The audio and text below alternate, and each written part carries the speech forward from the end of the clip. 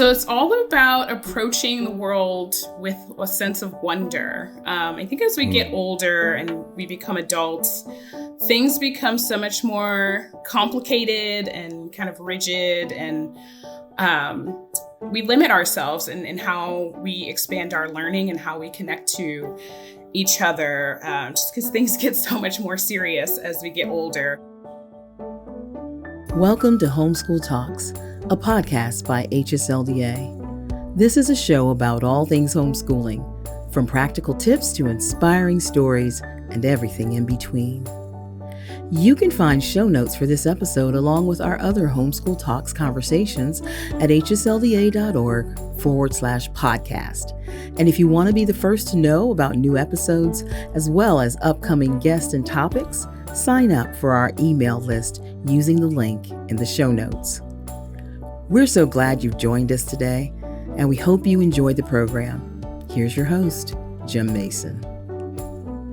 Hello, my name is Jim Mason. I'm president of Homeschool Legal Defense Association, and this is another episode of Homeschool Talks. Very excited today to welcome our guest, Nicole Jackson. Nicole is an environmental educator, birder, nature enthusiast, and community leader. She's a 2011 graduate of The Ohio State University. She's joining us today from Columbus, Ohio. Welcome, Nicole. Thank you so much for having me. It's good to see you. So this podcast is primarily designed for homeschooling parents and children. And I, because I'm the president and the host of this podcast, I sometimes get to choose topics that are a little out afield from that. And the reason that I invited you is I am a longtime member of the Cornell Lab of Ornithology. So I get the publication, The Living Bird. I have the Merlin Bird ID app on my phone that I use all the time. And I get lots of emails from the Cornell Lab. And a few months ago, I got an email about a new course that you, along with a colleague, created to encourage kids to get out and learn in the world. Tell us about that. Yeah, so thanks again for having me. I was approached in 2021 to work with the Cornell Lab, the Bird Academy staff, and some of the Cornell Lab of Ornithology staff to kind of do a pilot program, co-develop a course that focused on birds and nature. And that's something I was very interested in just because that's my background, environmental education, but also connecting kids and families to nature is something I've been doing for over a decade. And it's something that's really close to my heart as well. So I took the opportunity as soon as it was presented, and it took a long year, at least, of online brainstorming and work. But we created something really beautiful. And hopefully others have enjoyed it so far because it's been all online, but I hope that's also encouraged children, families to get outdoors and connect to nature more. Well, let's back up a little bit. How did you first get interested in birding and nature and the career you pursued? Yeah, so my relationship with nature started out as therapy. I grew up in inner city Cleveland. I have a lot of siblings. I actually have 10 siblings, 7 sisters and 3 brothers. And my relationship was actually built, unfortunately, out of trauma that I experienced when I was really young. And nature was my space to go to when I was feeling anxious or depressed or didn't feel like I could fit in to what everybody else was doing. So nature was my comfort zone, and that's kind of where that started. But it also opened up so many opportunities for me to learn more about myself, as well as the natural world and its amazing benefits. Well, one of the little snippets I listened to that was unrelated to the course, but part of the Cornell Lab materials was intriguing to me. And I think it might be intriguing to a lot of homeschooling parents, where you talk about, don't use the expert mind, use the beginner's mind. What is that about? Yeah, so it's all about approaching the world with a sense of wonder. I think as we get Mm. older and we become adults, things become so much more complicated and kind of rigid, and um, we limit ourselves in how we expand our learning and how we connect to each other, just because things get so much more serious as we get older.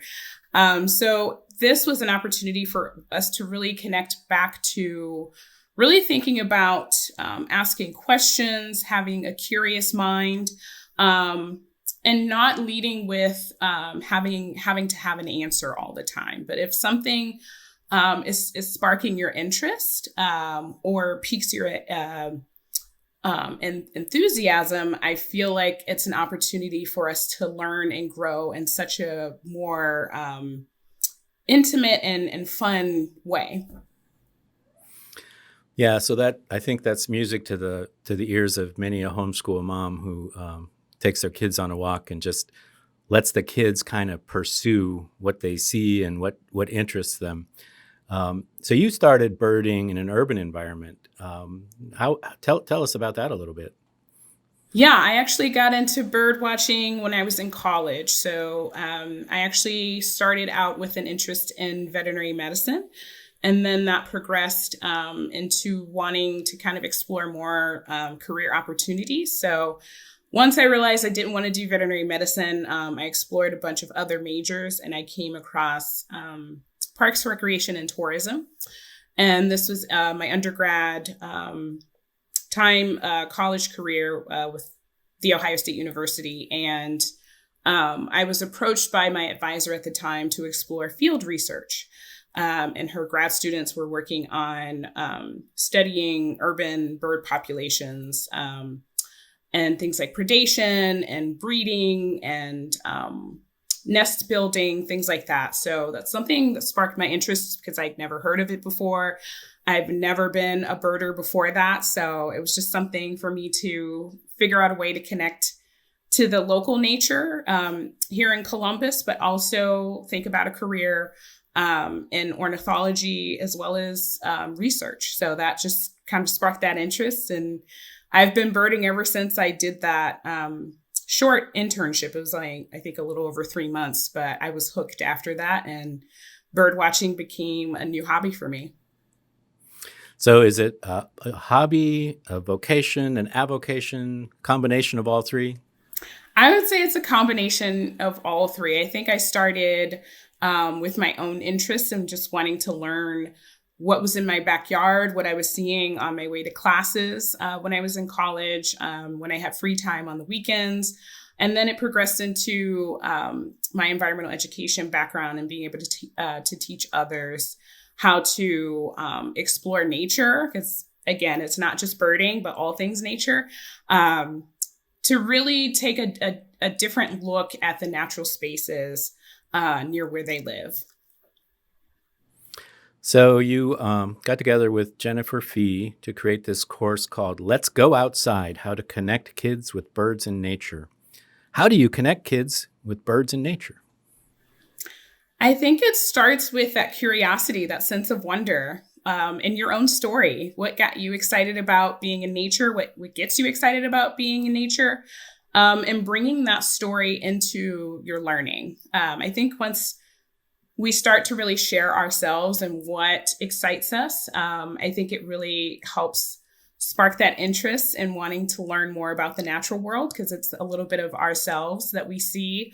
And that curiosity and that understanding that so much is connected, whether it be humans, animals, all of those things have some kind of connection that we can embrace and really include more of in our lives. So for instance, bird watching, obviously, but also thinking about, the changing seasons, how do we prepare as adults, as kids for the changing seasons, whether it's getting ready to rest, getting ready for the spring, things are new, things are blooming. It's an exciting time. So I think it's an opportunity for us to really break down those kind of cycles, those natural cycles, in nature and see how it connects to our everyday lives.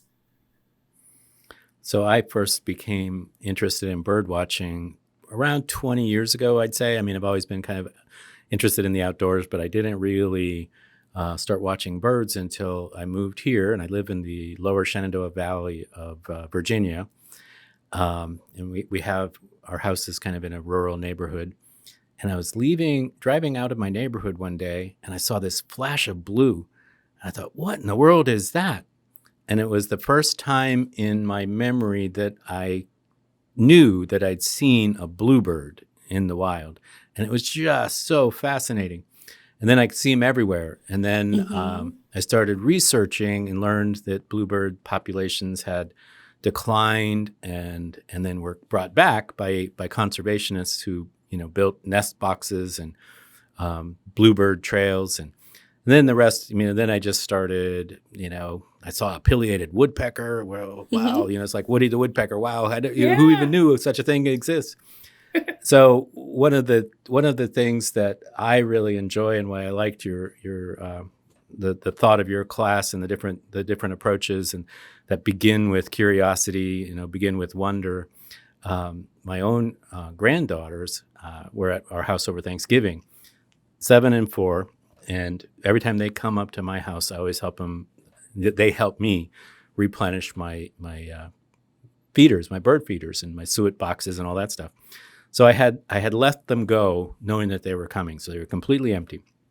We filled them up in the late afternoon on Thanksgiving Day, and then Friday morning, I got up a little after they did, and they came running up. And I said, "So how's the bird feeders?" And they said, bird airport, because we get like 15 different, varieties of birds. And so that's what really attracted me to this course, because it's become such a, I'm not a super duper bird watcher with, like some people are, but just that connection with the wonder of nature and with my own children and now my grandchildren. So what else in your course should homeschooling parents, or any parent really, it's anybody that wants to get outside and appreciate nature, what else can we do to help our kids learn that same curiosity and wonder? Yeah, I think, again, going back to sharing stories of your earliest memories, of your connections with nature. And sometimes I feel like there's opportunities through storytelling, so many opportunities to engage through storytelling, but also going out to explore. Sometimes I've gotten stories of, especially me, living in a space for so long and not realizing there's a park, a little pocket park down the road that has been there for decades. And just because life gets busy, I haven't had time to explore it. So I think if there's ways for you to really, whether it be your backyard, a neighborhood park, participating in community activities like citizen science, those are definitely really fun and engaging ways to really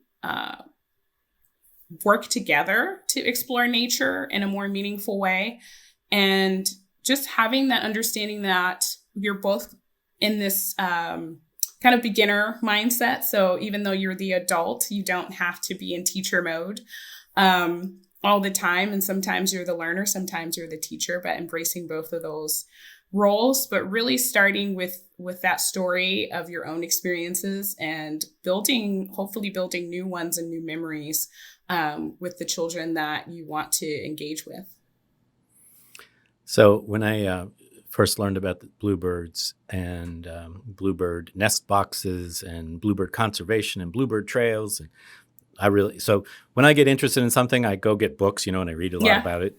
And so then my oldest son was in scouting at the time, and getting children interested in conservation is one of the topics of your class. And he, for his Eagle Scout project, he built and I sort of helped with a bluebird nest box trail in a local park.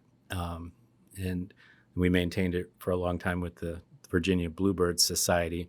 It's just been a kind of a wonderful part of my life with my kids and now my grandkids.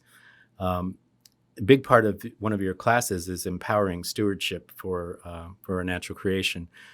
How do you guys approach that? Yeah, so it's they're very much having questions about the natural world and how to create safer, more eco-friendly spaces for the living things that we see in nature, and hopefully being able to learn, but also sometimes you're not going to have the answers or solutions right away, but I think it's a great time to brainstorm. If you realize, okay, I'm not seeing as many birds in my yard, turn it into an experiment, asking questions of why that might be.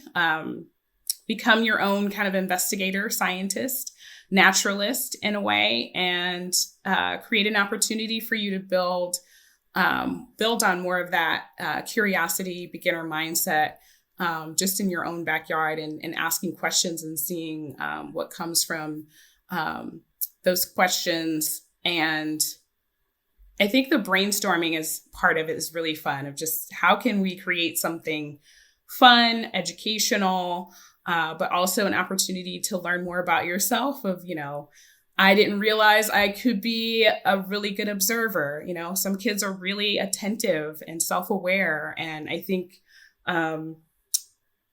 there's these opportunities where we're learning more from the children that we work with or that are part of our lives that we care about, that are teaching us the humanness of those connections, especially around how we want to help. I think that's a big thing with youth and children. They want to help. They want to be helpful. So with birding, there's so many opportunities to help birds thrive in spaces. But I think that circles back to us being able to nurture ourselves and take care of ourselves in a better way, in a more healthy way. So what's your favorite bird and place to go bird watching? So I don't know if I have a favorite bird. I always tell people this: any bird I haven't seen yet is my favorite, just because there's so many. I do have a vivid memory of when I was doing the internship, my first experience with seeing a gray catbird. I didn't know that they had blue eggs. So there was a time where we would go explore different areas of parks, city parks, and monitor nests, active nests. So northern cardinals, there were finches, things like that. So I remember us going to look at a gray catbird nest, and I had to get on my hands and knees and crawl because it was low to the ground in a bush. And I remember getting dive bombed by one of the adults because, it was near the nest, and they're like, "What are you doing here?" They have to be in their protective mode. So that was very entertaining, but to be able to see the clutch of blue eggs, I was just so enthralled and learning so much more about their behavior and their environment and what they need to be able to take care of their young. It was just so eye-opening for me. So that was a really cool experience. And I would say, as far as a favorite place to bird, there's where my apartment is, there's a trail, a nature trail that I frequent. I do my nature walks a few times a week, and I love exploring, whether it's through taking photos, because I have a Nikon camera. I have my binoculars. I also use the apps, the Merlin apps, and sometimes eBird when I'm really wanting to be specific with what I'm seeing. So there's definitely some really cool kind of pocket nature places nearby where I live, and the parks, the Columbus Metro Parks are really fun just because there's such a variety of birds every season that I can see. So I went for a business trip to a conference in Costa Rica last month. Mm-hmm. And it was at a kind of a nice hotel and, on some property. And we sat down, my wife and I sat down to order lunch when we first arrived there. And right on the table, it had a guide that you could access with your phone, and it was a birder trail right there at the hotel. And it was, exotic birds that you don't see up here. So we had some time and we went around this resort hotel, and we found most of them. I mean, they weren't kidding; they were mostly there, and it was just really fascinating because Merlin. I have a complaint, Merlin. I didn't have my Central America pack downloaded on Merlin, so it didn't do me much good. But they had the deal at the hotel, and so it's a really transportable hobby of it doesn't cost you anything. It just requires curiosity and the willingness to kind of keep your eyes open. And I keep a pair of binoculars under the seat of my car so that wherever I am, I'm ready to go with the binoculars. And this time of year, so I like to think of the seasons of the year in terms of if I go to this place, I'll see that, and after and I never get tired of it. So that we're coming into on the Shenandoah River, there's a place where a bald eagle nests, and they're starting to work on their nest now. And then in a little while, it took me a long time to find one of these, but there's a colony of herons there's like 25 heron nests in a sycamore tree right on the banks of the Shenandoah River. And they start coming back to rebuild their nests in about a month. So we're entering that season for me. Seasons of birding for you, what do you look forward to the most? So right now it's getting colder. It's Ohio, cold weather. Being from Cleveland, it's even colder. But I very much look forward to sparrows, hawks, ducks. I'm a fan of ducks. So like the hooded mergansers, buffleheads, there's ringneck ducks, and this is all pretty much close to where I live. So seeing them on the river, oh my goodness, they're absolutely gorgeous birds. So that's those are a few of my favorite. We have tons of red-shouldered, red-tailed hawks, and I'm so glad I have a camera now so I can actually capture them out in nature. And I feel like spring is definitely, I would say spring and fall are my favorite, just because of warblers. So there's spring migration and there's fall migration. So once the warblers start showing up, it's like Christmas morning. So I'm very much looking forward to that. Warblers are kind of hard to find and identify, aren't they? I mean, I have a hard time finding and identifying them. Yes and no, but they require a lot of patience. I think the patience part of it is tricky. And knowing, because they're tiny, yes, it takes so much more effort. But once you get a little bit of kind of like a checklist of what to look for versus having to, because it becomes definitely a challenge, especially with things being more green. And they're higher up in the trees looking for bugs and things like that. So understanding that it's going to take some time, but also learning, tips and tricks of how to ID their songs or their beaks or their tail feathers, things like that can really help. And having someone that is a little bit more knowledgeable to come along with you on your birding outings is really helpful. So I've done that a lot with friends who have, been bird watching for a very long time. And if I'm not sure about something, I'll have them tag along with me, or I'll just shoot them a text or email and like, hey, I found this bird. I'm not really sure. Can you help me ID? But it also, sometimes it's just, I noticed that there's this bird that I haven't seen before, and I just leave it at that because I don't want to increase my stress or anxiety. So yeah. It's supposed to be fun, right? Mm-hmm. Yep. The thing about birders that I've learned in the places that I like to go, they're kind of really generous people in the sense that, like you mentioned warblers, and I just have a hard time finding warblers. One time I was walking in my favorite place in the spring, and this lady was standing under a great big sycamore tree, and just, motionless, but looking up in the tree, just not making a move.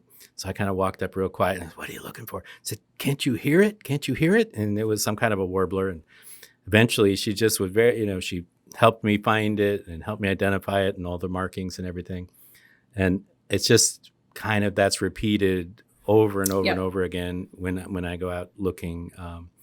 And that's what's so fun when I take kids, my own children are now all grown, but they still, this was sort of transmitted to them. I don't know if it was because of me or if they would have done it anyway, but now my grandkids, they, walking out in the woods, anytime they see a bird, it's like, they look, and everybody stops and tries to figure out what it is. And that's the last lesson of your class, is staying engaged together. Tell us about what you mean there. Yeah, so staying engaged together, really, again, focusing on the relationship building and continuing. So through, patience and definitely practice. So once the course is over, it's not really over. You're still going through those lessons together outside of having to do it as a course. And that can be done every season. That can be a time where, you're creating something that you can look forward to together every year, every few months. And just really focusing on practicing the learning efforts, but also coming together to share and learn and grow in a more intimate way on a more regular basis. Well, where can parents, so the class, Let's Go Outside, How to Connect Kids with Birds and Nature, that is not a class for kids, right? It's specifically for adults wanting to connect children with birds and nature. So you're working together, the adult and the child, and it's an opportunity. So we don't encourage you to work separately. We want you to come together and learn and grow together. But it's really that a chance to kind of reciprocate the learning and the teaching through this course. And it's asynchronous, so you can take it at your own pace. And there's portions where you can actually share stories and photos and experiences that you're having as you're going through the course, which I really love, because, being able to read through and hear the adults talk about their experiences with the child that they're working with or connecting with is just really inspiring. And there's so much, I feel so much, even though it's online, so much of that love and support for the learning through reading those stories and reading about those experiences, which I just, that's something I very much encourage and hope that more people can do. Well, is there anything else you'd like to tell us about your own experience with bird watching? Yeah, so I've been bird watching since, I'm going to say 2009, 2010. And I am not an expert by any means. So I feel like I'm always approaching it from a beginner mindset. And there's always moments where, I think I know something and then I learn something new. So those are very exciting moments for me. And hopefully, even if you're not a bird watcher, if you're a nature lover, I think, again, there's this opportunity to strengthen your relationship with nature and with wildlife in a more meaningful way. And there's opportunities for you to really become more self-aware and learn more about yourself as a person through creating those experiences. For me, nature has always been my therapy, my kind of compass and guide through life. And I hope that there's opportunities for that to be created for other people. And bird watching is just kind of like a very condensed version of that relationship that I have with nature. And ever since I did the internship, I was dreaming about birds after the internship. I couldn't turn it off. So I just had to take that leap and expand the learning even more by just leaning into it and learning as much as I can. And I continue to do that to this day. Yeah. There's so many sort of adjuncts that go along with that. So you go out to see the birds. And I loved what you said about the ducks, because around here, we have a lot of Canada geese. Yeah. And I'm not sure they qualify as birds anymore. But I don't see ducks nearly like I did when I was a kid. And so when I see those duck varieties like the hooded mergansers and, it's really something. I really love that. But when you go out looking for the migratory birds, you can't help but notice that the trees are leafing out. And then what kind of tree is that? And, oh, look there's some wildflowers that I never saw before. And it just kind of just keeps going. So for me, the seasons have a rhythm of, I have to go out to this place now because I know the bald eagles are going to be arriving and, rebuilding their nest. And I got to see when the herons come in and the ducks are, on the river, that coming into the time when we start seeing a lot of the ducks on the river, and just there's, different varieties of flowers throughout the year that kind of coincide with, different seasons of bird watching. And I love doing it. I love doing it with my kids. I like doing it with anybody. The person that's most likely to go out with me is my dog, Charlie. He goes wherever I go, but, well, so tell us, where can parents find your course, Let's Go Outside, How to Connect Kids with Birds and Nature? Yes, you can check it out through the Bird Academy course site, which is on the Cornell Lab of Ornithology's website. So definitely check those out.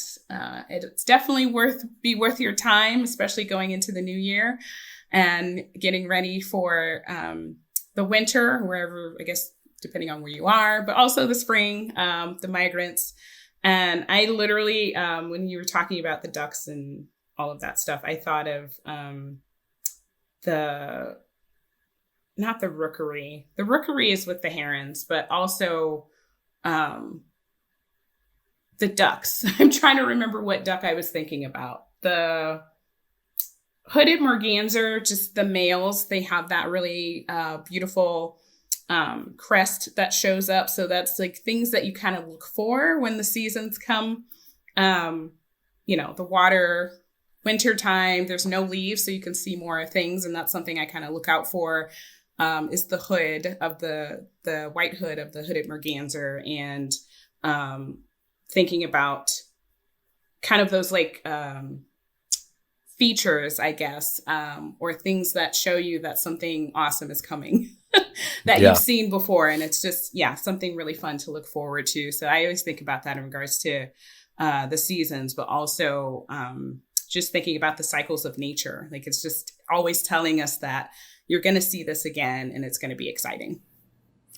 So when I first got interested, as 3 years into really trying to become more of a bird watcher, I read in the local newspaper about the heron rookery, and it was kind of vague, I kind of had a few square miles where, but it didn't say where it was. So one of the guys that my older children, so in our homeschooling career, when our children got older, they take some classes at our local community college. And so the biology teacher at the local community college was just he really excited. He actually inspired one of my kids to pursue a biology degree. But he had just this fascinating approach to teaching biology. And so my daughter, who was taking the class at the time, said, well, Professor Simpson, he knows where the herons are. So I got an email correspondence with him and said, I'd really like to see these heron rookeries. And he emailed me back and he said, well, they're actually heronries. And I was like, I'm in trouble. But so he gave me directions, and so I've found a couple of them since then, and it's just really, really a lot of fun. Well, thanks, Nicole. I really appreciate your time, and I think that if you didn't inspire anybody else listening to this, but I'm sure you did, It was a real joy talking with you because of the shared passion of connecting with nature and birds, and especially, helping children do the same. So thank you so much for your time, and really, really appreciate it. Any last words? Yeah, thank you so much. Thank you so much for having me, and just having this conversation with you is bringing up so much more memories that I've had with my nature connection. And I'm so excited to just continue building that relationship, but also sharing my story with other people, such as you and everyone else who's interested in expanding their relationship with nature and birding, and getting outside more. So I even thought about the birds and how the birds help me learn about trees. So things like that just pop into my head, and I'm just reinvigorated with just wanting to learn more. Well, great. So thanks again, Nicole Jackson. And her course, once again, is Let's Go Outside, How to Connect Kids with Birds and Nature. It's at the Bird Academy, the Cornell Lab of Ornithology. And if you were a member like me, you would get this wonderful publication from time to time. I get it. I think it's quarterly. It's really chock full of really good stuff. And so for Homeschool Legal Defense Association, I'm Jim Mason, and this concludes another episode in Homeschool Talks. And you can find out more about what we do at HSLDA by visiting our website at hslda.org. If you'd like to join, you can follow the links there. And if you'd like to donate, we've got plenty of donate links as well to support the work that we do. My guest again, Nicole Jackson, thank you. Thank you so much.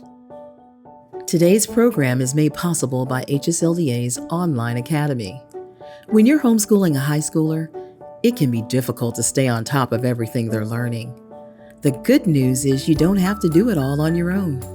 HSLDA Online Academy offers more than 40 live, interactive online courses for grades 7 through 12.